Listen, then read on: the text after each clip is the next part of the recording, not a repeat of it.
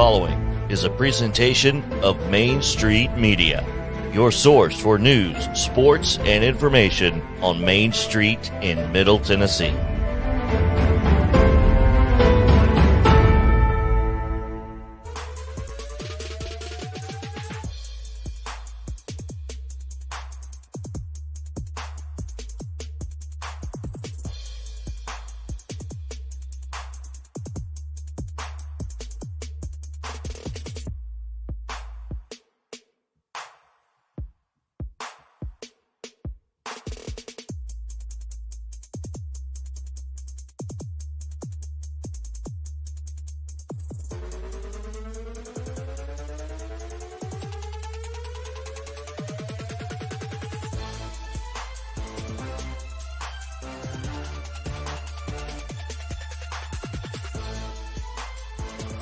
Hello, everyone. Welcome into Reaction Monday here on Main Street Sports Today, presented by Mid-Tennessee Bone and Joint. Chris Yao alongside the Hall of Famer Mo Patton in his patented TriStar Tennessee Red, apparently. And Navy shorts today, looking good. He straight up. Well, I had somewhere to be earlier today, so I kind of had decent. I needed to look as decent as I was able to anyway. So, yeah. Well, I wore the orange and white checker because it's just going to be a tradition. Well, as long as Tennessee's winning, the next show we're getting orange and white checkered, baby. Well, you have to wear it when you can. That's right. There's no question there. It's been which is why I'm not wearing Braves paraphernalia today. Although you are, at least wearing Braves colors, just no hat to match because sorry, too bad, so sad, love that. Thank you, Eugenio Suarez and Julio Rodriguez and Brian Snitker. Yes.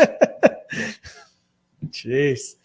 He's leading the league in saves, guys. Well, he's also leading the league in blown saves. Is that a fact? I mean, it would seem. Among closers, most likely. If he's not, it's not from a lack of trying. Clearly. Trying to win the double crown, I guess. Most saves and most blown saves. Jeez. And I guess as long as you're pitching for Snitker, you've got a opportunity. He got me a win in fantasy, 2-3 nights ago? You don't want wins from your closer. No, I don't. No, I don't at all. I got starters for that. Exactly. I got starters. I don't need that. Yeah, just saves. Give me saves. And ended up tying in my fantasy game this week because there's no extra innings in fantasy, I guess, huh? On the last, the Reds and who'd they play? The Brewers. He had some random Brewers middle reliever who got a hold. And I was up 6-5. Y'all count holds? Yep. Oh I was up 6-5-1. We were tied with 2 holds each. And then the dang Brewers pitcher got a hold, and we tied. I was so mad. Holds. I know, right? Oh, my goodness. What forces you to go get middle relievers instead of just loading up on closers? And so I think it's great until I lose because of it. Right. Yeah. Anyway, but it was a crazy weekend, man. What a weekend it was. We'll get to all of it here in just a few minutes because we gotta hop into the rundown ASAP because it's quite lengthy. So let's just, as it typically is on Mondays. That's correct. So we go now to the rundown, and go. Yes, there we go. The Friday rundown the Monday rundown is brought to you by Zion Christian Academy. ZCA offers a faith-based, Christ-centered education in Murray County. Give them a call today at 931-388-5831 or visit zioneagles.org to schedule your appointment today. Zion Christian Academy. Prepare for college, equipped for purpose. Friday night football action. Blackman down Summit 54-21. It was Brentwood 14-12 over Henry County. Good Pasture 20-16 over CAK. Clarksville down Dixon County 46-20, while Northwest got a big win over Whites Creek 20-6. It was Green Hill 30, Columbia Central 19. Franklin Road Academy down Columbia Academy 46-21. DCA got a 50-6 win over White House Heritage, while DeKalb County down to Watertown 26-14. Eagleville was shut out at against Gordonsville 34-0, and East Nashville down Hillsboro 14-0 as well. Ensworth with a 21-0 win over Holy Innocents Episcopal of Georgia. I'm sorry, that's 21-9.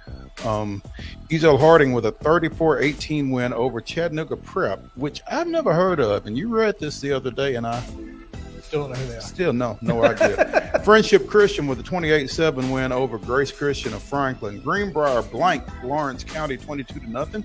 It was Harper 35, Sycamore 14. Hillwood with a 14-7 win over Montgomery Central. Davidson Academy downs Hunters Lane 39-6. Joe Burns 41, Houston County 6. Overton with a 42-0 win over Maplewood. West Creek edges Kenwood 28-20, and Smyrna 38, Laverne 6. Upset of the weekend, perhaps. Siegel 31, Lebanon 28. Lewis County 33-14 winners over Spring Hill. Rockville down Lincoln County 24-21. It was McGavock 57, Stratford nothing. Middle Tennessee Christian 62, Mount Juliet Christian nothing. Mount Juliet a 41-0 winner over Warren County. It was Nashville Christian 31-7 over BGA. Nolensville 53, Liberty Creek 7, Page down Coffee County 28-14, while Pearl Cone took care of Creekwood 35-7. Portland all over White House 49-21. It was Oakland 45, Ravenwood 31. Clarksville Northeast defeated Rossview 34-20. Riverdale 41, Shelbyville 3. Station Camp downs Gallatin 28-20. Stewart's Creek with a 24-17 win over Franklin. Smith County in a nail-biter over Westmoreland 13-0. Westview 32, Fairview 26. Brentwood Academy went to Memphis and got a 42-7 win over Whitehaven. And in 8-man football, it was Zion Christian 50, Tri-Cities Christian 6. Eagleville tripling up on the wins this weekend. 2-1 over Notre Dame, Marion, Virginia, and Buckhorn of Alabama. Hampshire defeated Zion Christian 3-0. Franklin defeated Middle Tennessee Christian 2-0. It was Middle Tennessee Christian with a 3-0 win over Davidson Academy. Cheatham County 2, Middle Tennessee Christian nothing. MTCS with a 2-0 win over McGavock. Mount Pleasant blanks Santa Fe 3-0. And Summertown downs Tallulah Falls of Georgia 2-0. Paintsville of Kentucky 2-1. And Farragut of Tennessee 2-0. In girls soccer action, Arlington 1-0 over Battleground Academy. Harding Academy 2-0 over Beach. It was Hume Fogg 2-1 winners over Lexington Christian out of Kentucky. Hendersonville and Hutchinson School tied 1-1. It was Grace Franklin 3, Seymour 2, and North Hardin Kentucky 3, West Creek 1. Saturday football, Lipscomb Academy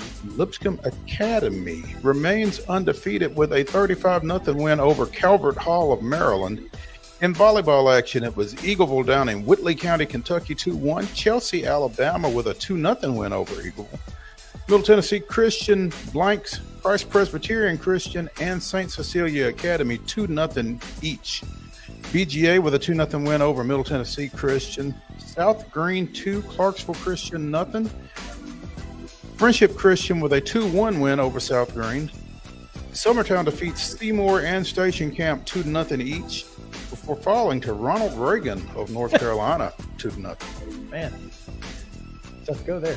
BGA 4, Bartlett nothing in girls soccer action. It was Ensworth 2-1 over Walsh Jesuit of Ohio. North Hardin, Kentucky gets the best of Fairview 3-0. West Creek 5-0 over Fairview as well. Giles County beats University School of Nashville 2-1. Grace Franklin 1. Ryle of Kentucky 0. West Jessamine, Kentucky 2. Grace Franklin nothing. And Jackson Academy of Mississippi and Hendersonville 0-0 tie. Also in girls soccer on Saturday, it was Hume Fogg defeating Holy Cross of Kentucky 2-0. West Creek with a 5-2 win over Knoxville Halls. USN edges Sevier County 1-0. It was Siegel downing Holy Cross of Kentucky 2-0. And Lexington Christian Kentucky 4-0. I'm sorry, that was Siegel 3. Holy Cross, nothing. Man, I'm having trouble reading today. It's okay. It's Monday. Beach with an 8-0 win over Smith County, and Hendersonville and St. Agnes play to a 2-2 draw. On Sunday, it was Walton, Verona, Kentucky 1, Beach nothing. Hatfield Academy, Mississippi 2-2 with Hendersonville. Knoxville Halls down Fairview 3-0. Siegel 3-1 winners over Hume Fogg, and University School of Nashville 3, Whitley County, Kentucky 0. Pro baseball over the weekend. The Cubs dropped 2 of 3 to the Giants, winning 4-2 before losing 5-2 and 4-2. The Pirates dropped 2 of 3 to the Cardinals, losing 8-2, winning 8-2. Jeez. It's Monday, man. Before losing 7-5 and 4-3. It was the Reds 8, Brewers 2, Brewers 5, Reds 1, and Brewers 7, Braves 6. Also, the Reds 6. Can we be done? The Braves with a 6-4 win over Seattle on Friday. 3-1 they lost to Seattle on Saturday, and 8-7 they lost yesterday. The Sounds could not salvage a split of the series against last place Charlotte. They win on Friday 9-1, but fall Saturday and Sunday 8-5 and then 7-6. Gave up 6 runs in the bottom of the ninth to lose on Sunday. Well, at least when they gave up, they. In college football action, Wake Forest down Vanderbilt 45-25. Tennessee 34-27 over Pitt. Middle Tennessee State 34, Colorado State 19. Austin Peay destroyed Mississippi Valley State 41-0. And Jackson State 16-3 winners over Tennessee State. MLS action over the weekend. Nashville Soccer Club and the LA Galaxy played to a 1-1 draw. The Titans in their season opener fell to the Giants 21-20. I'm sure we'll talk more about that later, although I'd rather not. Monday's volleyball schedule. That's today at 5 o'clock. Ezel Harding is at Mount Juliet Christian. At 5:30, Columbia Academy is at Middle Tennessee Christian. Providence Christian is also at Webb School at 5:30. And at 6, Siegel is at Brentwood.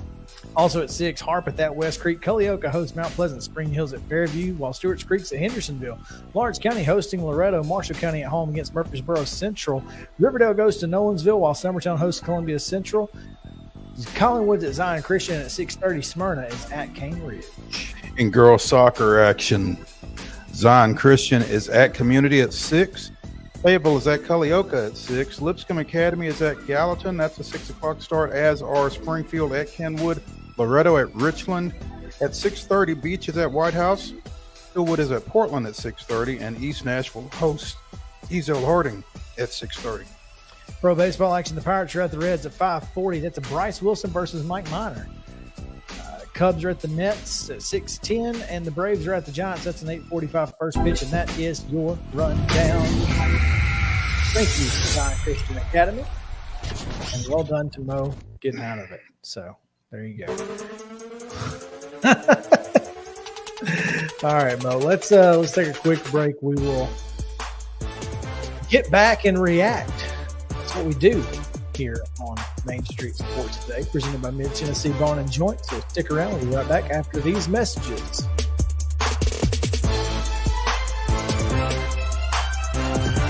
Mid-Tennessee Bone & Joint treats your orthopedic injuries and existing conditions. Our trained physicians will get you back in the game faster.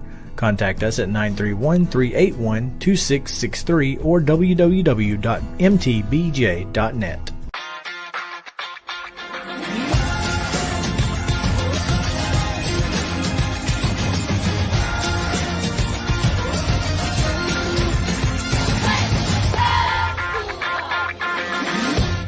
Hey folks, while we take a quick break from the show, I want to tell you about our friends over at Custom Stone Handlers in downtown Columbia.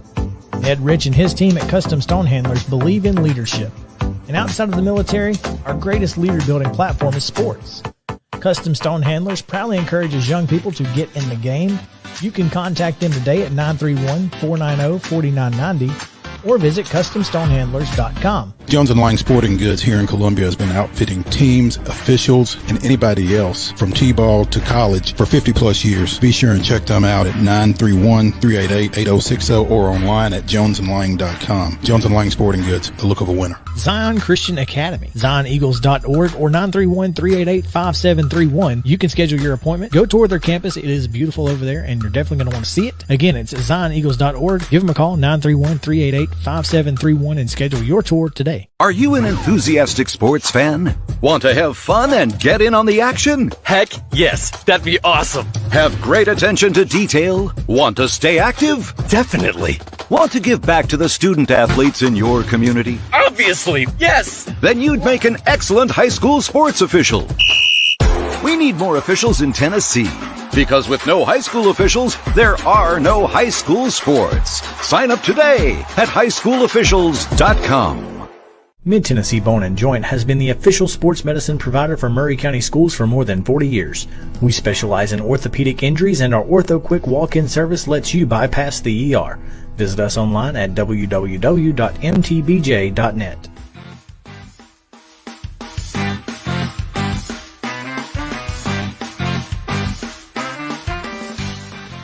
Welcome back into Main Street Sports today, presented by Mid-Tennessee Bone and Joint. Chris Biao, Mo Patton coming to you on this Monday, and boy, is it Monday. It's the Reaction Monday here. Glad to be with you and hope that you guys will stick around as we continue to react to all that happened in the world of sports from across the weekend, including college football, pro baseball, and much, much more. No better time than the present, Mo, than to bring in a guy who got to see a pretty one win and one not so great performance, at least in the second half. Half of a terrible performance. Mm-hmm. Joe Rexrode joins us now, and he is on the phone. Joe, can you hear us? Yeah, how you guys doing? We're good, man. And here, I can't tell you how great it is to hear your voice, because it means that everything is working right now. So that's definitely a plus for us. Appreciate you taking some time with us, man. I saw your tweet Friday as you were heading to Pittsburgh. So you went up there for the UT ball game, and then got back in time for the 3:25 Giants Titans kick. So busy weekend for Mr. Rexrode.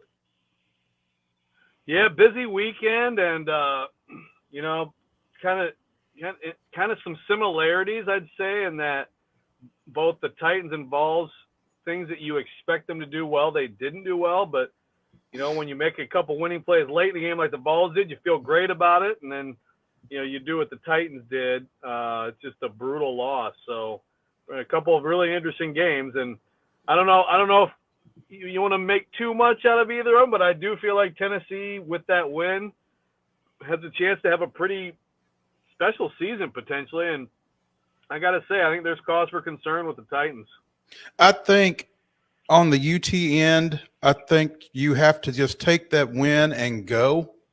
They may not have clicked on all cylinders like you would have liked for them to, but also Pitt is pretty good.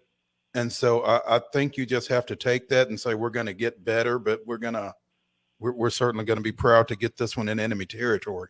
And, as for the Titans, and I'm sure Chris and I are going to get into it more later, but is Todd Downing, is he in any danger at all at this point? I don't think so at all. I think that just knowing how Vrabel operates, I don't think so. I'd be surprised. I would say that I think he's well. I think it's certainly fair to scrutinize him. I think it is. I think it was fair to scrutinize him after last year. It's hard. Even the playoff game. I mean, look, I put way more on Tannehill. I think most people did. Mm-hmm. And ultimately, Tannehill didn't have to throw the ball to the other team. But if you look at especially two of those three picks, just completely predictable, completely telegraphed plays that made it easy for the Bengals to pick them off, right? And yesterday was a bad day for Todd Downing. So I think it's fair for him to be under scrutiny. And look, they brought in Tim Kelly. Tim Kelly's been an OC. Tim Kelly's worked with Mike Vrabel. So unlike with Jim Schwartz, who, I think he didn't come here to like try to take someone's job.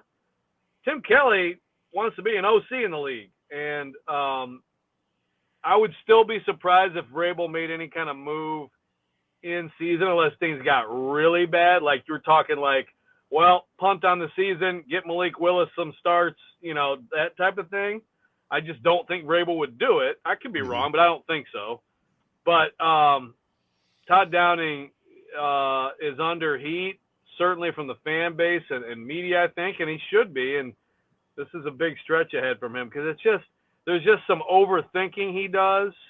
And not to mention, look, I think that part of Tannehill's regression from the start of last season on, you got to look at Arthur Smith and the switch to Todd Downing and attribute at least part of it to that.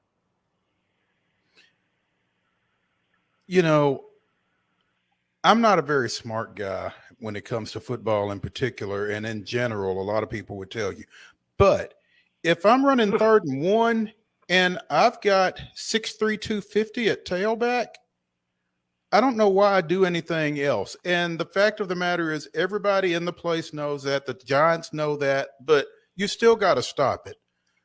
Why do you run a tight end around there?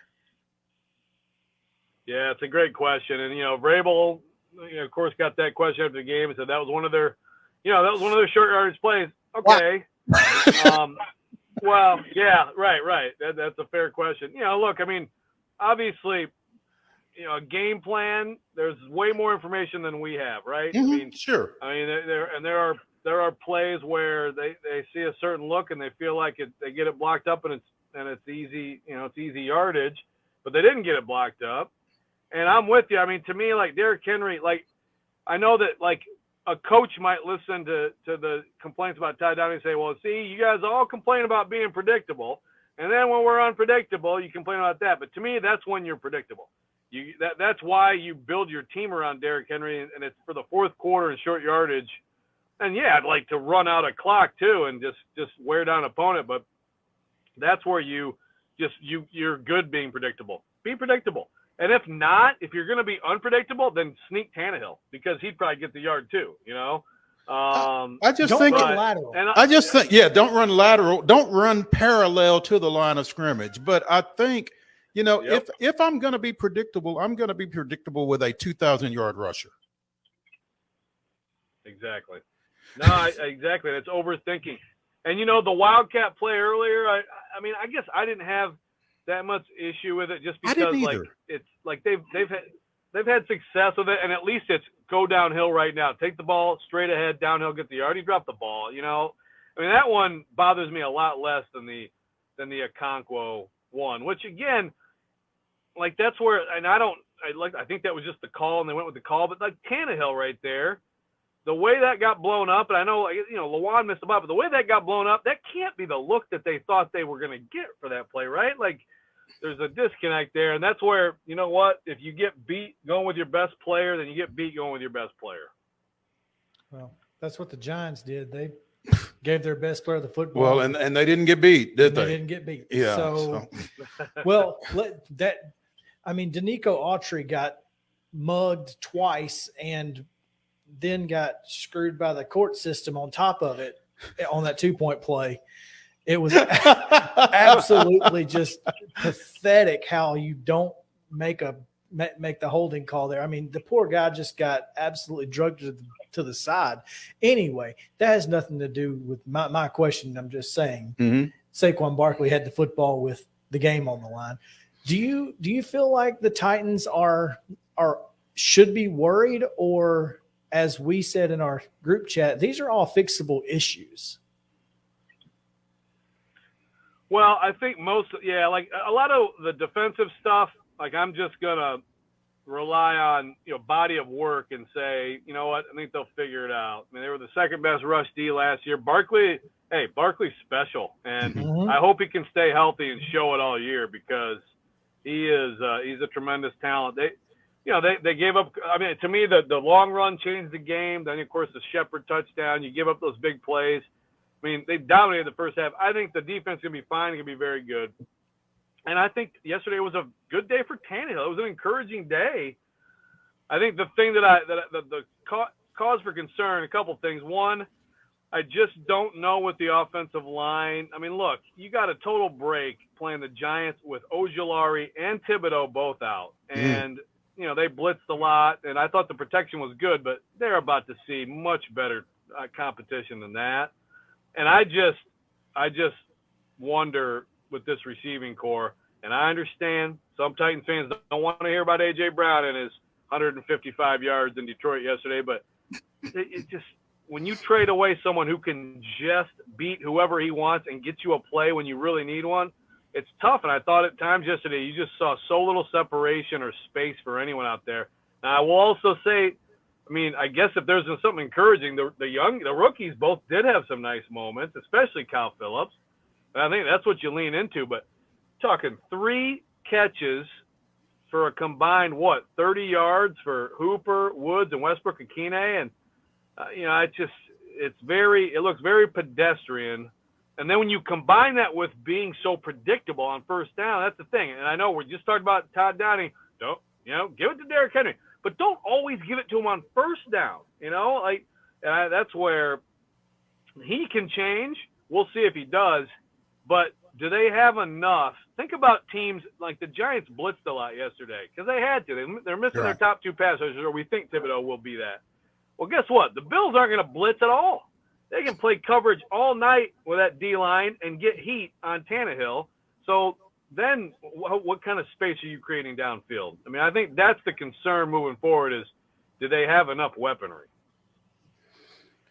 Joe Rexrode of The Athletic joining us here on Main Street Sports today, presented by Mid-Tennessee Bone and Joint. And Joe, you talk about the defense and how you feel like they're going to be fine. But the one thing that I said to myself as I was walking out of the press box to go to the post game was, how do you lose to Daniel Jones? Yeah, well, absolutely. And that's fair. That's the thing. That's what's wild is his numbers actually ended up quite good. And I did not think he was good, and now obviously he's always been a guy who can escape. He's a pretty good runner, good athlete. So, they did a pretty good job of playing. They did a pretty good job of playing to his strengths at times as well, moving him around and getting him out on the edge. They did. But, you get the pick in the end zone, just a terrible decision by him. And that should be the game clincher, right? Mm-hmm. But look, the Giants, give them credit on the winning drive. They made a few big plays. He made a couple really key throws. And of course you get as Chris said, after they totally sucked the Titans in on the little boot. And then Autry definitely held. I mean, they still could have stopped that play. If Dylan Cole kind of realizes where his help is, but I know I'm nitpicking Dylan Cole in a small space with Saquon Barkley. So I suppose, you got to be realistic there. I think you have to wonder why Dylan Cole is in there. Yeah, well, I think that would be Monty Rice or Chance Campbell, in their goal line D. Okay. But, but still, yeah, I mean, it's not ideal. And that's a place where, linebacker depth bites them a little bit. But, speaking of linebackers, I thought Zach Cunningham yesterday was disappointing. I mean, the Titans paid him to be a 2-down linebacker, and he's a heck of a 2-down linebacker, and we've seen it. But he's got to play a lot better than that if their defense is going to be what it thinks it can be. Did not hear his name a lot yesterday. Yeah.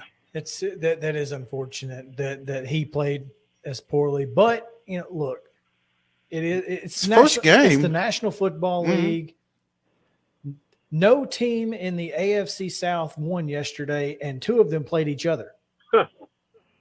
That's pretty rough. So it's the NFL, man. Who knows? It's the craziest game in the world. Who saw the Steelers getting a win over the Bengals? I took the Steelers plus 7.5. I didn't think they were going to win, but hey, let's talk about something positive. Josh Heupel And that Tennessee team going into Akron has to have some confidence. You get a true road win. Obviously Cedric Tillman had some really good moments and some not so great moments. Ahead of Florida, you just find out it's a 2:30 game in a time slot you don't want to be in.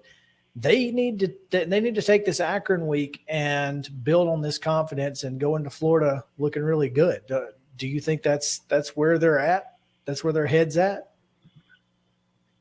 Yeah, and Akron is bad. I mean, this is gonna be like Joe Milton's getting a half Saturday, and a lot of Dylan sure. Sampson and Squirrel White, and like this is a get some young guys some action game. I mean, Akron lost 52-0 to a Michigan State team I don't think is very good. This is just a name your score weekend. But in the meantime, when the starters play, they got some stuff to clean up. I mean, I think the kicking game, personal protector, block the outside rusher, for example. I mean, they got some stuff to clean up, and offensively, I think they're going to be obviously fine. And Pittsburgh, that's the thing is I wonder how much they're going to see an approach like what they saw. It's what Pat Narduzzi does, and he's always believed just show me college quarterbacks that you can hit those shots accurately, because I'm just going to keep letting you try it, but I'm going to come hit you, and so I think there's going to be a lot of other approaches. They're going to be a lot more, safe, I guess, against the Vols moving forward. But Tillman drops a touchdown. When it comes down to it, though, who makes the play? It's Hooker stepping up, and Tillman just be someone in the end zone, and so I think that they need to just keep working on timing and things like that. Keep the confidence going, and defensively, which is where I just really think they made some gains and found some people. I feel like they found someone in Aaron Beasley. They found someone in Kamal Haddon. Tyler Barron Byron Young, but both of them made plays, but Byron Young was really good Saturday. So, make plays, get off the field at halftime, stay healthy. And, look, I've thought all along they could beat Florida. I think everybody overreacted to Florida. Probably I did a little bit too, the win over Utah. But you see, the ups and downs of Anthony Richardson the other night. I think they might win that game if not for those picks. But he's also so talented, and it's just I'm fascinated by that matchup. I'm ready to fast forward to it. Yeah, this weekend's not going to be fun. This is one of the worst weekends of college football. Just overall from top to bottom, it's just – which I say that after this past weekend, heck, who knows? We might get some more Georgia Southern Marshalls and App State. And App States, yeah. Georgia State and North Carolina went down to the wire. So, who knows, man? Yeah, if you're a Sun Belt fan, you're rolling in it. Yeah, you're great weekend, guys. Joe, thanks so much for taking time with us today. We appreciate you being flexible with us, and looking forward to talking to you again soon. All right, guys. Always great talking to you. Thanks for having me. All right. That is Joe Rexrod of The Athletic joining us here on Main Street Sports today, presented by Mid-Tennessee Bone and Joint. We'll come back in high school football from this past weekend. Big upset we just mentioned earlier, and a lot of other things that went down that we'll talk to right after this on Main Street Sports today, presented by Mid-Tennessee Bone and Joint. Y'all stick around.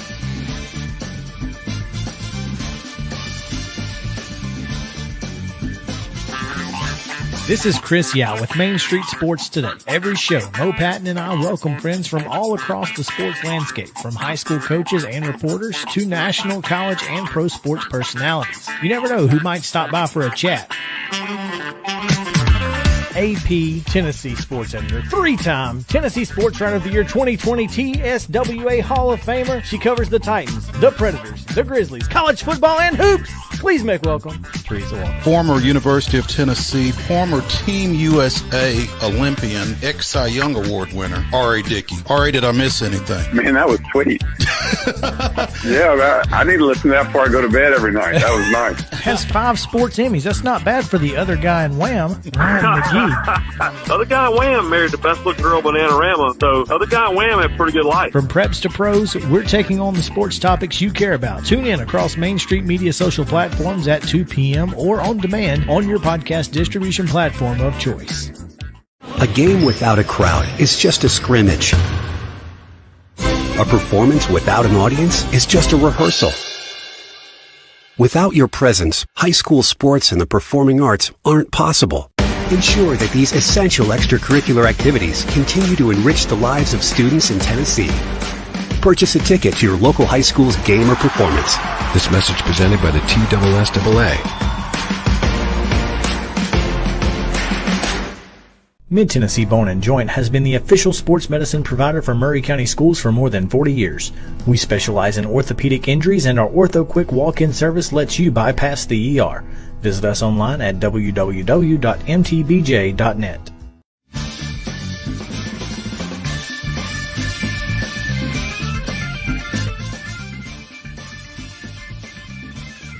Welcome back into Main Street Sports Today, presented by Mid-Tennessee Bone & Joint. Chris Yao, Mo Patton, on this Reaction Monday as we continue reacting to the weekend that was in sports. We go now to the prep ranks. High school football, Siegel with a game-winning field goal to beat fourth-ranked Lebanon. Listen, that might be the biggest upset in high school football in Tennessee this year so far. And I'm not saying Siegel's not good. I'm just saying Siegel opened the year with that win against Green Hill. I don't remember if it was at Green Hill or at Siegel, yeah. but that one kind of got some folks' attention. And now this one beat Rockville last week with 3 pick sixes. I think Siegel has kind of run under the radar in Murfreesboro for some time just because they are basically across the street from Oakland. So, yeah. And obviously the 4 or 5 years in a row that they ran into Independence in the playoffs, just unfortunate. They had some really good teams those years, and they just happened to be playing Smyrna. Oh, that's right. That was Smyrna, not Siegel. Yeah. I'm sorry. You're right. Siegel being where they're at, but also the Laverne win kind of had people scratching their heads like, okay, really thought you'd win this one by a little bit more if you are what we think you are. Well, and that's why. And so I don't know what Siegel is, but I do know that they have a new coach, I believe, in Adam Renshaw, who I think had been out in West Tennessee previously and had some success. So, kind of create a new culture over there, or a renewed culture, maybe. But are they 4-0 now? Is that what? Yeah, they're 4-0. Far as I'm aware. I mean, no. They lost to Rockville. Okay. They lost 27-10 to Rockville in week 3. After barely beating Laverne. That must be why we were a little confused.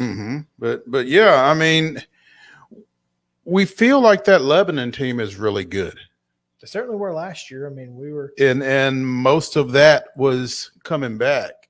So, and Lebanon was, off and running. They had won 3 games against Antioch, Wilson Central, and Cookeville. Take that for what it's worth, but they had scored 40 points in each of those, at least 40 in each of those. So got pushed a little bit, and Lebanon will get pushed again this weekend when they get back into region play and they go to Coffee County. Yeah, I mean, Coffee County with, lost this week, but, no shame in, in losing to Page, who comes back from, 5A state title appearance, and, keeping that within 2 touchdowns after winning the coffee pot kind of makes you think, okay, this Coffee County team is not bad. They can play. I think we can learn a lot about both Coffee County and Lebanon in this ball game down in Manchester on Friday night. It's going to bear watching, I think. So, but yeah, that's again getting back to Siegel. That's a big win for the Stars, I think, and be interesting to see where they go from there. We kind of now. Where they go from there is, again, across the street, or someone comes across the street to them. It's Oakland Siegel this week. Oof. Well, you find out. And look, Oakland Ravenwood was a good ball game. I don't think anyone expected Ravenwood to win the game. I don't think many people expected Ravenwood to be in the game, but they certainly pushed the Patriots to the edge. Now, I expected them to be in it. I did not expect them to win it, but 2 touchdowns is probably about right, just based on where both those teams are. I'll tell you, I got a chance to talk a little bit with Josh Corey, who did color commentary for the Friday Night Rivals game between Oakland and Ravenwood, and he was very impressed with the improvement he's seen out of Chris Parson from last year to this year. So if you thought Chris Parson was good last year, hold on to your hats, apparently. So, hey, certainly when you have a player of that caliber who's committed to play in the SEC, that's what you expect. You expect him to be able to take over a game, even if it's at the 6A level. You expect that kind of ability from him, and he certainly proved it when the lights were brightest. Yeah. So, we looked a lot at that Region 5 4A last year, the 9-team region that had Marshall County, Pearl Cone, Tullahoma, Montgomery Central. They were all ranked in the top 10 for parts of last year, if not all of it. Right now, Greenbrier, Marshall County, and Pearl Cone sitting at 2-0 in the region, but it doesn't feel like this region is as wide open as it was last year. No, it really doesn't. I think Tullahoma has dropped off a little bit. They have. I think Montgomery Central has dropped off a little bit. And so you're kind of left with Pearl Cone and Marshall County, which had been kind of what you'd expected traditionally out of, that region. Although Greenbrier, with that big win over Lawrence County this past weekend, it's kind of inserted themselves into the conversation. Yeah, obviously lost to Springfield to open the year and then took a tough one against at White House 20-18 to open. But then a couple wins, Glencliff and then Lawrence County. I thought Lawrence County was going to be, I thought they would play a little bit tougher against this Greenbrier team. Obviously they didn't. So you're looking at, Marshall County and Pearl Cone last year was an absolute dogfight, and looking like it will be again on October 7th. So I'm excited to see how that one plays out, but I'm really more excited about the 3-4 matchup. Like who's going to be the other 2 playoff teams out of that. So I'm looking forward to that one. And then, before the season was started, I thought that the region over that includes Columbia Central, Nolensville, Region 6, 5A, thought that was going to be a little less exciting than others thought. Right now, Franklin County looks pretty darn good and looks like they could challenge Nolensville and Columbia Central this week. Nolensville's never beaten the Lions. So that's not right. I'm sorry. They've lost 3 in a row. Is it just 2? Yeah. Hang on. Did they win the first time? Is that what it? Okay. They won. Central has won the last 2 games. Right. Nolensville beat them before that and beat them pretty decisively, I think. Hang on. even still, let me get my stuff in front of me. Nolensville came into that game last year expecting to get a win and did not. Yeah. Oh yeah, they beat Columbia Central 28-0 in 19. Okay. So okay, that was the first game they played each other because the school opened in 17. That could be because they were in 4A before that. Gotcha. So yeah, that was the first time they had played.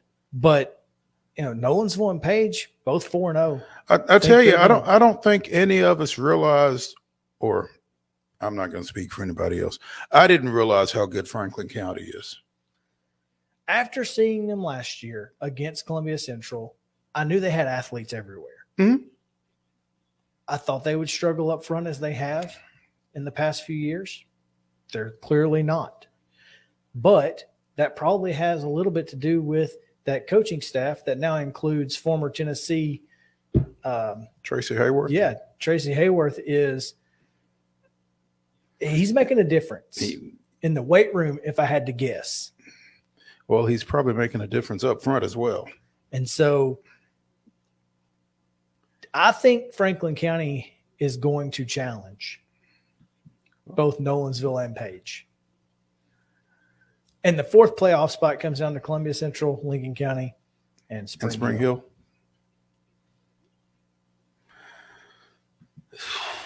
Man, that's a tough outlook just for the fact that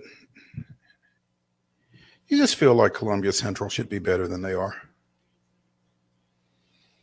Yeah. But I mean, and look, they had Green Hill on the ropes. Oh, by the way, Page and Franklin County is Friday night. That's going to be a huge game. Over in Rutherville.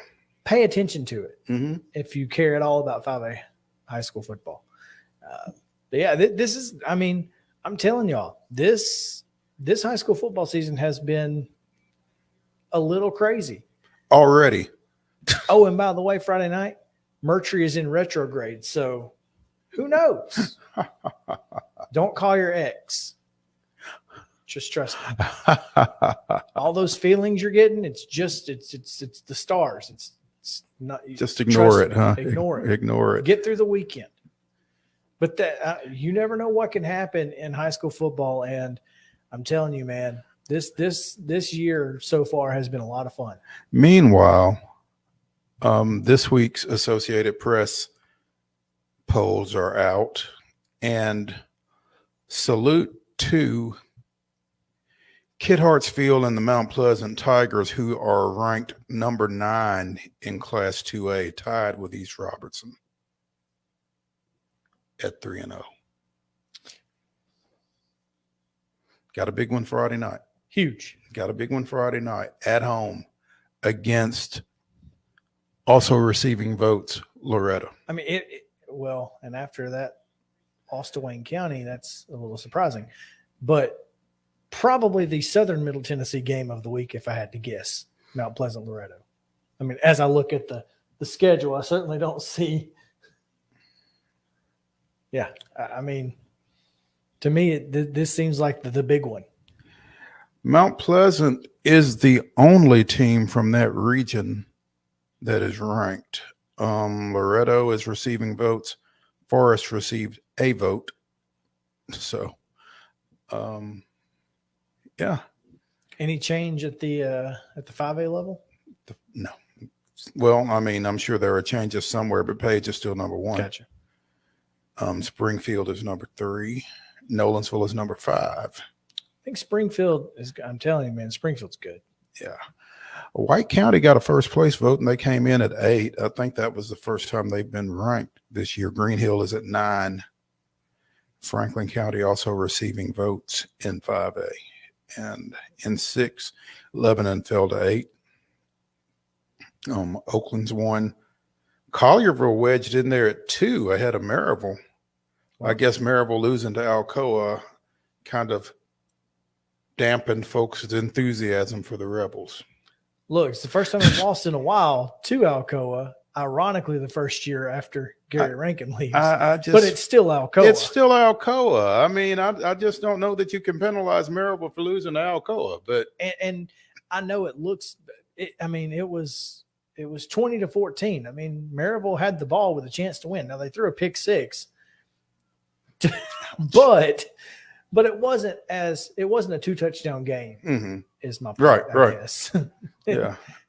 Just happened to end up 2 scores. Blackman was tied for 10th with Riverdale last week. They are now number 9 by themselves. Cane Ridge is 10. And Siegel tops among also receiving votes. So a lot of people were impressed with that Lebanon win. Let's see. Marshall County is number 5 in 4A. Pearl-Cohn is number 8. Interesting. Very. Well, Pearl-Cohn is 2-2, even though those 2 losses are, again, hard to penalize a team for Cane Ridge losing to Cane Ridge NBA. Yeah, so, but hey, we don't have a vote, so it's not us. We didn't do it. I wash my hands. There you go. Let's see. McKenzie and Fayetteville 1-2 in 1A. Moore County 5. Let's see. Friendship Christian 1. Okay. ND2A. Jackson Christian 2. Jackson Christian, who, well, don't say that to Seth Anderson. Let's just put it that way. Lipscomb Academy is number 1, ND2AA. CPA is 5. Franklin Road Academy is receiving votes. They're the tops among receiving votes. So basically they're number 6. MBA Baylor McCallie, Brentwood Academy, JP2 or Pope Prep or whatever it is that they're claiming now. ND2 AAA with Ensworth, the only other team receiving votes in the 11 school D2 AAA. Well, there you go. When half the schools in a classification are in the top 5, something basically wrong. There's that. But what are you going to do? You can't have D2 AAA playing against some of those teams in AA. It's just not fair. Now, granted, CPA and Lipscomb could certainly play with them, but certainly one of them. Outside of that, it would just be unfair. Life's not fair. Fair is something you go to for cotton candy and rides, man. Hey, I'm just saying. No, but you're right. You're right. And the thing is, there's a difference between those schools. There is a difference in those schools, and there's a difference in how those schools do business. I think that's the bigger thing. That's the key. Yeah. It's just a weird, it shouldn't be called AAA. It should just be something completely different. Premium. Yeah. It's just it's a completely different world. It is. It really is between D2 AAA and the others. Yeah. So anyway, let's take a break. When we come back, we've got to talk a little Braves. So, and when I say a little, I do mean, in fact, a little. So stick around here on Main Street Sports Day, presented by Mid-Tennessee Bone and Joint. We'll be back after this.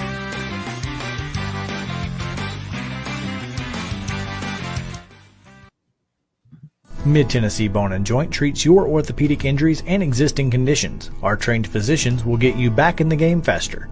Contact us at 931-381-2663 or www.mtbj.net.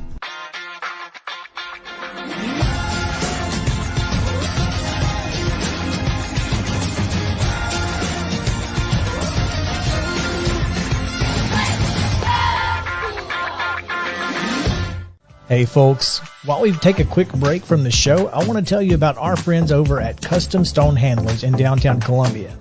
Ed Rich and his team at Custom Stone Handlers believe in leadership. And outside of the military, our greatest leader building platform is sports. Custom Stone Handlers proudly encourages young people to get in the game. You can contact them today at 931-490-4990 or visit CustomStonehandlers.com. Jones & Lang Sporting Goods here in Columbia has been outfitting teams, officials, and anybody else from T-ball to college for 50-plus years. Be sure and check them out at 931-388-8060 or online at jonesandlang.com. Jones & Lang Sporting Goods, the look of a winner. Zion Christian Academy, ZionEagles.org or 931-388-5731. You can schedule your appointment. Go tour their campus. It is beautiful over there, and you're definitely going to want to see it. Again, it's ZionEagles.org. Give them a call, 931-388-5731, and schedule your tour today. A game without a crowd is just a scrimmage. A performance without an audience is just a rehearsal. Without your presence, high school sports and the performing arts aren't possible. Ensure that these essential extracurricular activities continue to enrich the lives of students in Tennessee. Purchase a ticket to your local high school's game or performance. This message presented by the TSSAA. Mid-Tennessee Bone & Joint has been the official sports medicine provider for Maury County Schools for more than 40 years. We specialize in orthopedic injuries, and our Ortho Quick walk-in service lets you bypass the ER. Visit us online at www.mtbj.net.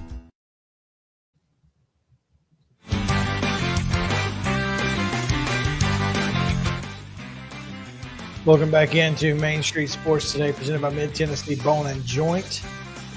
Mo? Chris? We said we would do it, so we have to do it.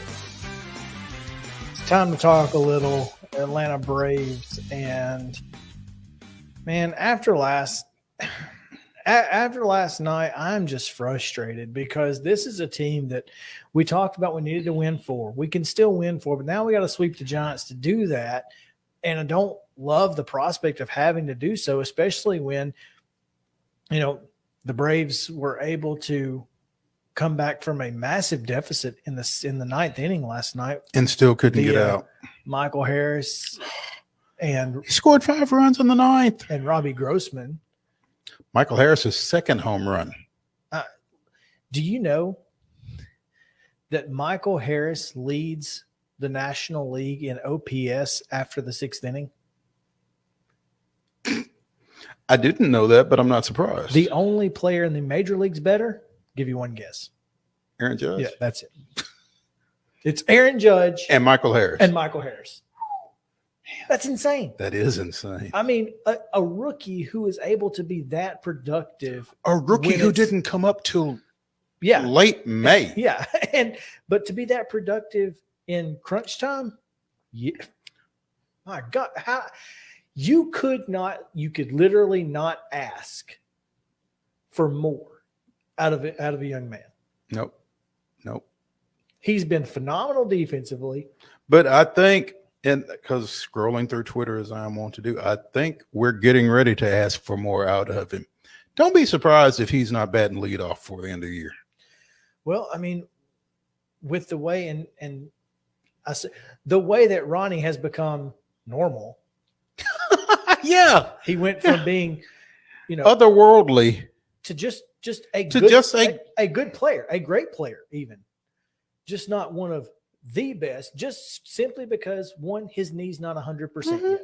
We're getting a good player at 80%. I'm fine with that. I will take Ronnie hitting ninth as a DH if it means Michael Harris hits first and gets that extra AB every game. I'm here for it. And you know what? I think he'd be here for it. Him being Ronnie. Absolutely. I think Ron. I think people have a misinformed impression of that young man, for one thing, and his view of the team. And I don't know how you can watch him interact in the dugout and with fans and that kind of thing, and still Braves Twitter be what Braves Twitter is. But because it's Braves Twitter. Because it's Braves Twitter. It's Twitter in general. Let's be honest. It's overreactions everywhere on Twitter. Yeah. But I think, unless Snitker continues to snit. Which,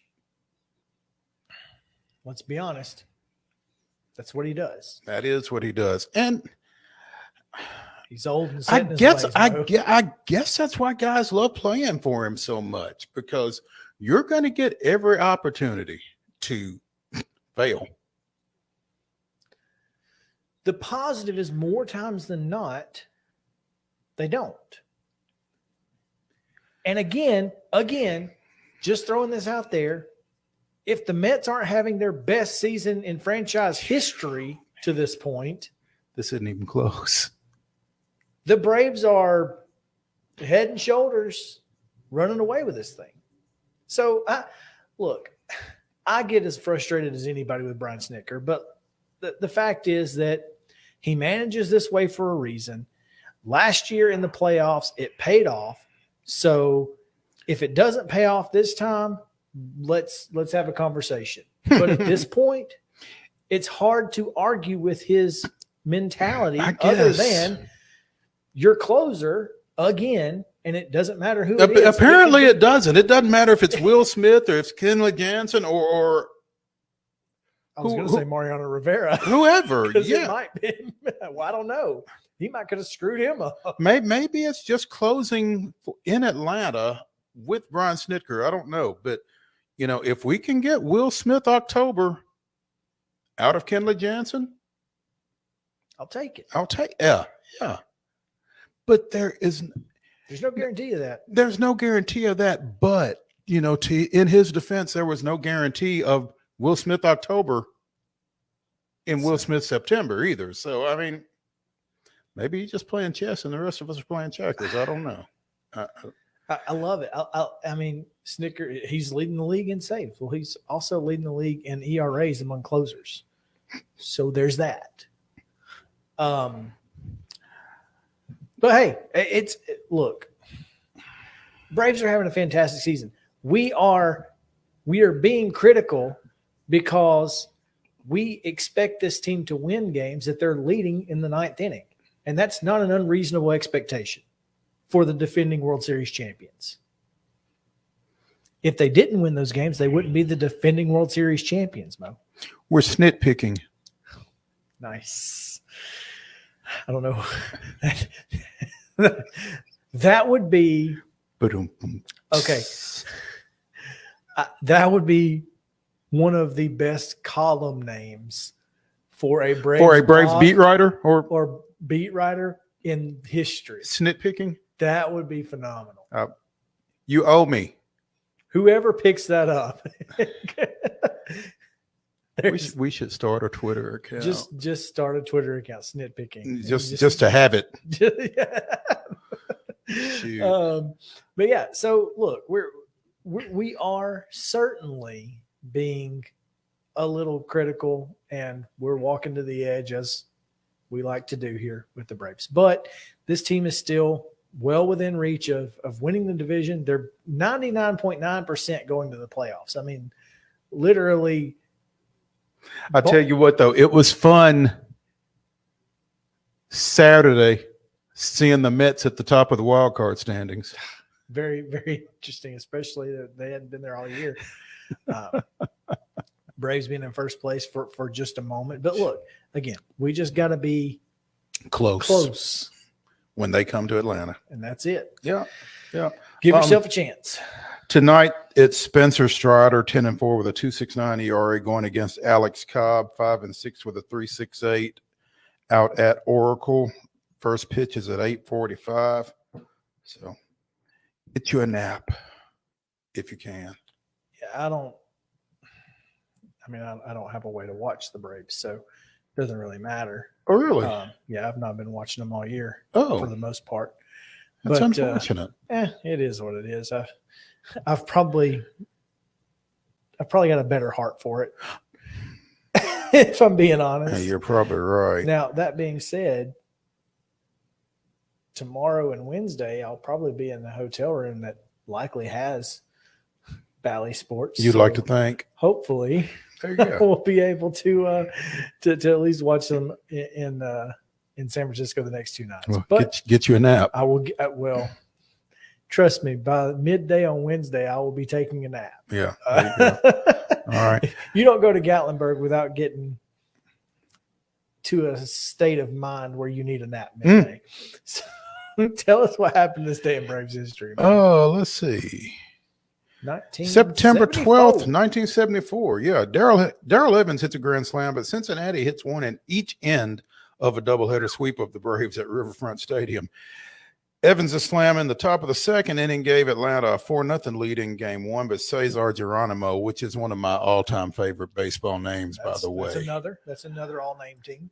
Answered in the bottom after the host scored an unearned run and sparked the host to a 9-6 victory before Johnny Bench drove in all 6 Cincy runs in the nightcap, following his 2-run shot in the first with a base-clearing blow in the 4th inning of a 6-2 victory. So this was not such a great day in Braves history, but see what happens later today. Maybe we can make a little Braves history. Maybe so. I've been watching Banana Land on ESPN. It's the documentary on the Savannah Bananas. Oh, really? And they had Johnny Bench come out during a game the other day in one of the shows, and it was pretty cool. They actually have some guy that pitched for the Red Sox. He's like 70-something years old. Bill Lee. Yeah, Bill Lee. He pitches for him. How do I not know that name? I don't know. That name's got to stay. I'm looking at the TriStar. But, yeah, he pitches for him, and it's pretty cool. And that documentary is great. So I'll have to check that out. Check out Banana Land on ESPN Plus. It's pretty cool. All right, we are going to take another quick break. When we come back, more reaction from the weekend. We've got we talked a lot about the Titans. We're going to talk a little more. We've talked a lot about Tennessee. We'll talk about the rest of the SEC. We'll check out the SEC roll call from my buddy Matt Mitchell, and just trust me, you're going to want to stick around for it. Back on me.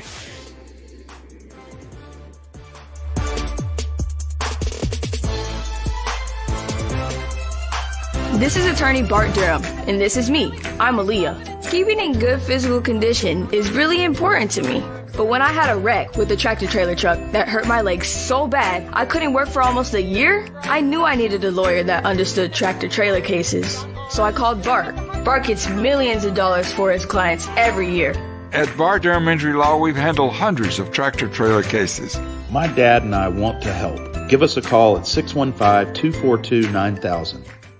Hi, this is Melissa Hoisington, Regional Crisis Director from Volunteer Behavioral Health.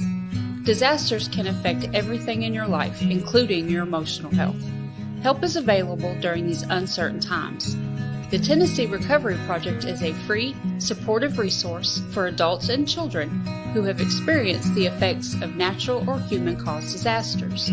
Specialists are available for counseling by phone or in person. For free, confidential service, please call 833-954-2424. The hotline is open 7 days a week, 7 a.m. to 9 p.m.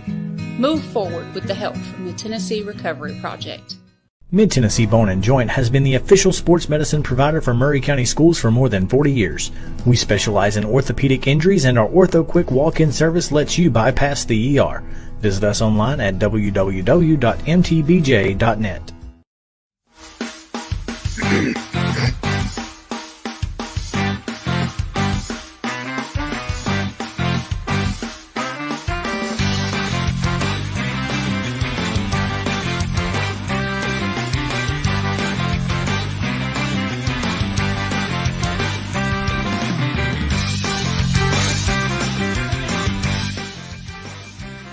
Welcome back in Main Street Sports Today, presented by Mid-Tennessee Bone & Joint. Chris Mopatin. Monday, Reaction Monday. Oh, man, what a weekend of college football. Goodness and gracious. I have 7 superlatives here. We're not going to go through them because you didn't see them until today. But I did want to mention a couple of superlatives. And we'll try. We may try to do this next week if just keep looking. When we're a little bit more prepared, maybe. Best performance of the weekend, worst performance of the weekend. I thought obviously the worst performance had to be Nebraska. Well, there was only one performance that resulted in somebody getting fired. So this is This is what I'm saying. So I want to get on that for just a second because I've been tooting that horn for a minute, but AD I ain't got no lighter for what? For a match for the $7.5 million you're about to light on fire. Oh, goodness gracious! Beyond that, though, well, Trev Alberts, another former Nebraska great, tried to explain that decision and made the comment that Scott and I talked, and we realized that 16 and 31, I'm sorry, 16 and 31, I don't want to overstate it. 16 and 31, which is his record at this point, is unacceptable. They come to that conclusion after losing to, no, you're not going to steal this from me. They come to this conclusion after losing 45-42 to Georgia Southern. Now, if they had beaten Georgia Southern, was 17 and 30 acceptable? That's my question. Sorry, I was going back to Ed Orgeron. Nope. Even Ray Charles can see that, brother. Yeah. But, I mean, Scott Frost shouldn't have gotten fired over one game. No, we shouldn't have. Listen, look, okay. And he certainly shouldn't have gotten fired when his buyout was going to get cut in half in 2 weeks. I said it on Facebook. It makes no sense. You literally lit $7.5 million on fire. Because you didn't want this guy to coach against Indiana. Exactly. Because Oklahoma doesn't matter. Yeah. Now, you gave Scott Frost, the man should have been fired.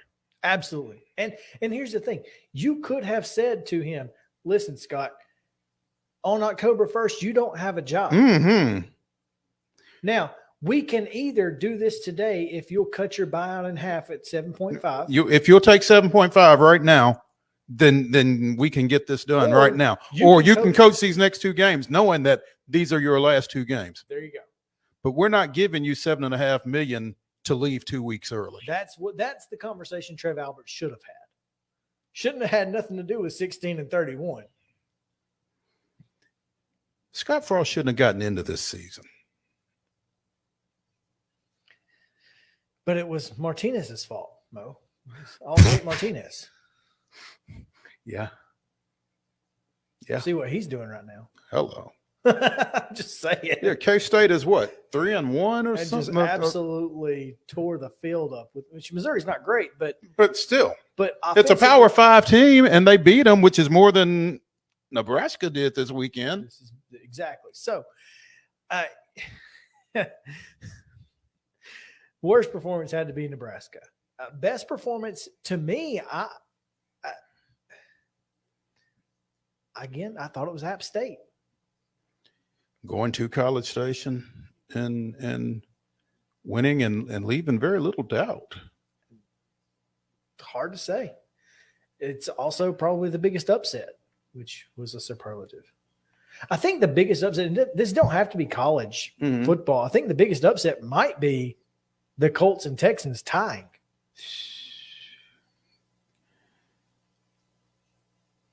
I don't think you can draw overarching conclusions out of 1 week, but the AFC South does not look very good. No.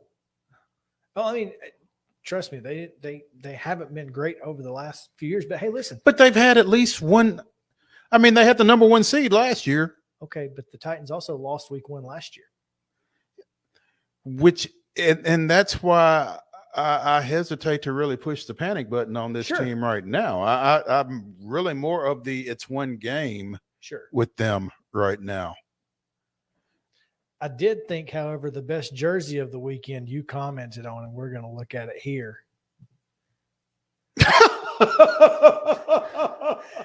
If this isn't the best jersey of the weekend, I don't know what is. This guy's phenomenal. If you're not watching, I'm sorry, but a fan at the Giants Titans yesterday was wearing a modified A.J. Brown jersey. I'm really mad he didn't go far enough to get the shoulders. The shoulders, yeah. I mean, you really got to, if you're going to go, you got to go all out. I wonder what the front looks like. I mean, I hope probably the same. Probably put the 16. He turned the second one on AJ Brown's jersey on the front and back, we assume, into a 6 and taped over the ROWN and made it URKS for so Traylon. But he did not address the shoulder 11s, which is a little half-assed. Can we say that? Okay. I hope so.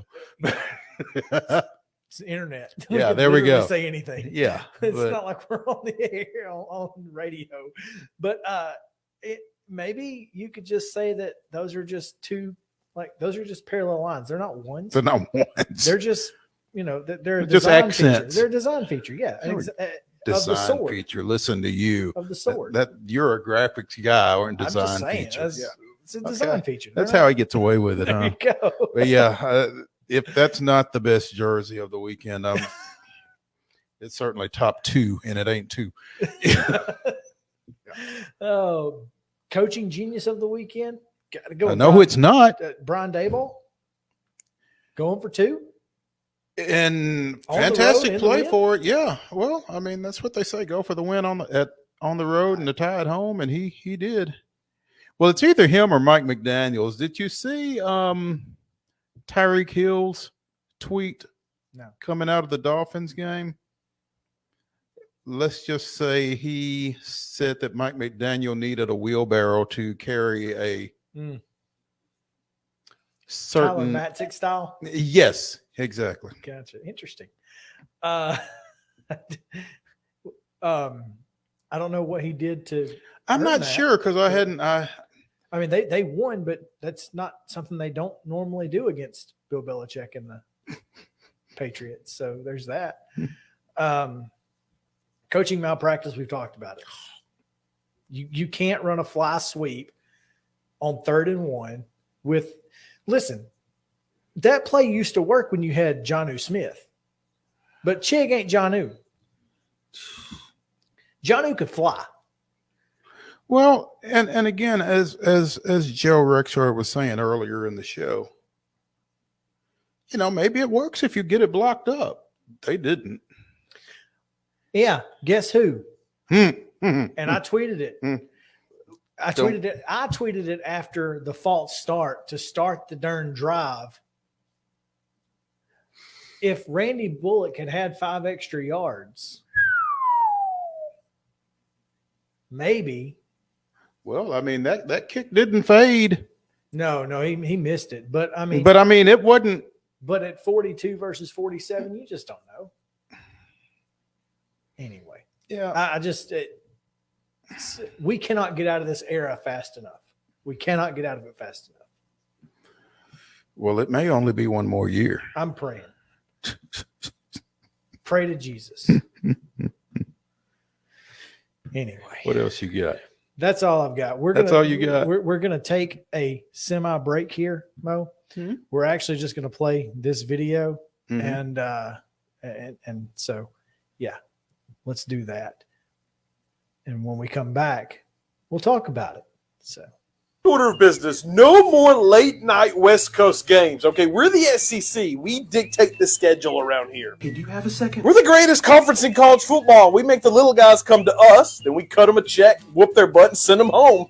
Oh, God. I'm so sorry, y'all. Coach said that 2 a.m. games in the desert were actually good for passing yards. You mean the same coach that walks barefoot through an office that's decorated like an Alvin's Island? What's wrong with you? Did you swallow a Zen pouch again? No, I just had like a little scare with Texas. You lost to Texas? Almost lost to Texas. Okay, at least one of your precious top 10 teams did not lose this weekend. I hate you so much. Well, that still doesn't make us look great. You got to go out there and show SEC superiority. We were all rooting for you. Who is we? I would lick every peg game at a Cracker Barrel before I root for Alabama. I'm just going to say it. I think they paid the refs. They missed a lot of calls. I know Alabama is not complaining about the refs. I'm just saying I think we should reevaluate letting Texas come in here. Or you just let me play them twice. Arkansas, wait, did you? Oh, yeah. But did you? No, I did not crush South Carolina's spirit. That does not seem possible for some reason. I'm still full of unearned optimism. They didn't even let me bring my marching band. They gave you seats. Well, not for the whole $1 million band, just like 75 cents worth.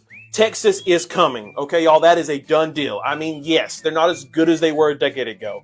And maybe the boosters are slowly destroying the program. Did somebody say my name? Here I was thinking this was going to be an easy week too, but apparently not. So did anybody else here struggle with an unranked, out-of-conference opponent? Not this guy. Good to hear.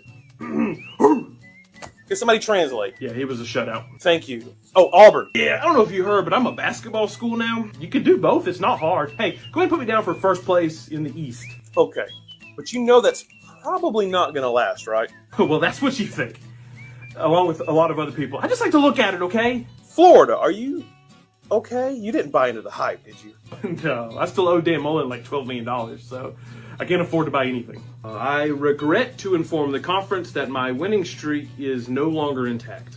Oh, but we're still so proud of you for starting 2-0. Why are y'all so easy on him? Oh, because he's our sweet, precious little genius. Yes, you are. He's really not that sweet. Well, let me guess. You two lost then, didn't you? Nope. I've been telling y'all. Tennessee is back, baby. You know how this is going to end, right? Oh, yeah. Somehow that makes it hurt even worse. Yeah, it's not the case here. Go ahead and put an L by my name. Oh, I did before the season even started. Please tell me that it was at least close. Not even a little bit. And I'm sure they weren't even ranked. No, but they were a Power 5 school.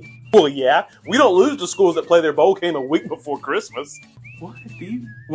You don't know? Ooh, I need to get out of here. Know what? That I dominated. Does that make up for last week? No, it was Southern. Yeah, but I put 65 on them. Good Lord, LSU, that's your neighbor. There's only like 2 Raising Canes between y'all. Yeah, Coach saw that Notre Dame score and got real nervous. What happened to Notre Dame? They lost to Marshall. A Sun Belt school? Oh man, that is embarrassing. He really doesn't know. I think I'm going to throw up again. Oh, A&M. I'm sorry. I did not mean to leave you out. Honestly, I don't have any information on your game except that it was apparently a cupcake week.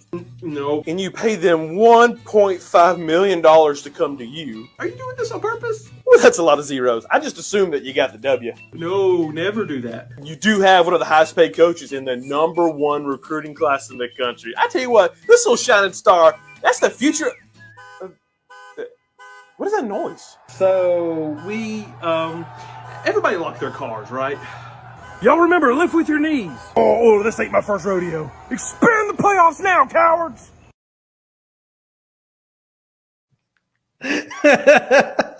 Wow. Look, I'm just going to be honest here.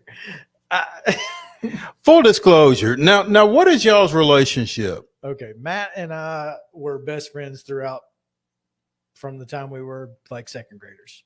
So what happened to you? I'm here with you. Well, Matt's always been funny. He was always the comedic relief of our friend group. I assure you. Well, and he's continued that to this day. Well, I'm glad he's figured out a way to use it for good. Yeah, well, you know, me unless you're Texas A&M, I complain every week. So, man. But I mean, look, he kind of nails it in hilarious fashion. Look, yeah. I mean, the SEC is not supposed to lose those games, and yet here we are. Yeah. That being said, the Sun Belt, as you said, out here flexing and getting paid to flex. Yeah. And coming in your house, stealing your dinner and your money. Mr. Steel Girl. Oh, yeah, that's it. I mean, it's that. I don't know that a conference has had a better week. And I mean, he didn't even mention Marshall. Well, he did, because that's how he found out that A&M lost. Oh, yeah. And Notre Dame saw the Brian Kelly score again. Right. Brian Kelly saw Notre Dame and said, okay, maybe we need to pay attention here. We can't be doing crazy stuff. That being said, Notre Dame drops out of the rankings. Okay. Georgia moved up after shutting out Samford 33-0. It wasn't like they just went out and they didn't put 65 on them. No, but Samford's good. Samford's a ranked FCS team. This is not. I mean, Chris Hatcher's still there, right? He does a pretty good job. They're solid. Yeah. Don't get me wrong. But if if Ohio State dropped from 2 to 3 in the rankings because of their performance against Notre Dame, and then you see this week at Notre Dame, how do they not drop more? Again, win or lose. And did you ever vote in the AP poll? Not for football. And just thought process here. Work this out with me. When you're voting on the AP poll, if you had a vote, are you looking at the results of that week, or are you looking at their seasons as a whole? Once I have established my top 25, I'm looking at the results of that week. What did those teams do that week? Because I feel like to do otherwise kind of dilutes the work that you did previously. If you've got your top 25, then as long as your top 25 continues to win pretty much, to me, they stay. And then they move up and down depending on what they do, or they move out from week to week, I guess, depending on what they've done. If I've got somebody at 22 who dropped from 17 and then they lose again, they might fall out, but it's a week to week thing. I'm not considering the entire season at that point. So in a Notre Dame Ohio State case, it's just 2 weeks. Does that play a factor at all? Like, clearly Notre Dame, I might have had them in my top 10, but clearly they're not a top 10 team. Right. Now, their quarterback did get hurt and is out for some time. Period of time. So, but I mean, if they're not good enough to be in your top 25, a team that got a struggle win over them at home, to me, that says, okay, maybe they're also not as good as I thought they were. Maybe let's do some extra evaluation on that particular team. And that makes sense. I mean, excuse me. You can't say, well, they beat them and they're no longer in there. So yeah, that makes sense. I mean, that's a perfectly logical approach. And maybe it's a team by team basis. Because obviously, I mean, you can look at Texas and Alabama and go, Alabama sure didn't look like the number 1 team in the country to me. They also didn't look like the number 2 team in the country to me. They look like about the number 5 or 6 team in the country. But the thing about it is, you've got a lot of different folks taking a lot of different approaches. Sure. To their votes. And so that's how you come up with, which is why it's an average. I get that. Yeah. But goodness gracious, I can't even tell how many voters there are. They've got them listed on here. Well, how many first place votes were there? 63. That sounds about right. Yeah, that does sound about right. I mean, to me, that and a lot of folks still had Alabama number 1. They still got what, 9 first place votes. That seems like a lot. 9 out of 63 for a team that had to survive to advance and should have. But there's that. I will say this. I thought the officials on the replay did what you're supposed to do with a replay on the targeting foul safety call. They went to the replay, figured out exactly what happened, or at least what they thought happened in replay time, and made the correct call on the field. That's all I've asked for replay. It's all you've asked for replay. Just get the correct call. Yeah. And they went in, said, neither of these two things happened, but here is what did happen. Here's what we're going to do. Right.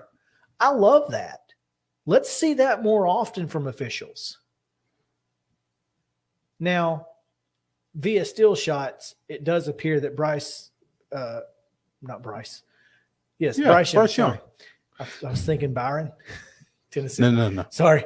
Bryce Young's calf may have hit the ground before he threw the ball. But you're not looking for that as an official in the replay because you're looking for something. You're looking for targeting. You're not looking at his legs.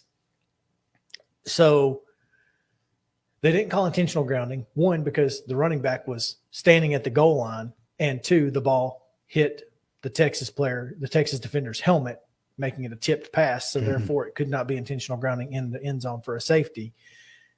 I thought they did a good job getting it right. Obviously, with some still shots that we've seen since then, it looks like it still should have been a safety. Right. But in a 1-point game, I do want to. Well, I mean, they probably go for 2 at least to tie, but then you got overtime, and who knows? But I thought I wanted to commend the Big 12 officials for doing that and getting it right as they saw it in replay. Here's my question: how were they Big 12 officials? That's got to be something in the contract. Because I thought that typically in a cross-conference game like that, it's the visiting team's conference that supplies the officials. And it was in Pittsburgh, and they were SEC officials in Pittsburgh? I believe, yes. Okay. And that is typically the case. My guess is that that was just part of the contract negotiations, that the home team would have the officials, and that was probably just so they didn't have to travel and put them up and, all that jazz. But Alabama and Texas. Yeah, I know. I can't imagine it being an issue. That's all I'm saying. I don't know why, but yes, typically that is the way it happens. Okay, it all right. Wasn't so whatever. I don't know. But anyway, crazy weekend. Yeah. And our pick'ems kind of showed it. Yeah, I was 6-4. You were 5-5, so we're now tied on the year. So there you go. It's not pretty. 6-4 was not great. BYU, the only top 25 team that covered the spread. Parity, baby. That's what people want to see, right? I do. Yeah. All right. We've got to get out of here. We are already late. So appreciate you guys hanging out with us here on Main Street Sports Today, presented by Mid-Tennessee Bone and Joint. We'll be back tomorrow, maybe.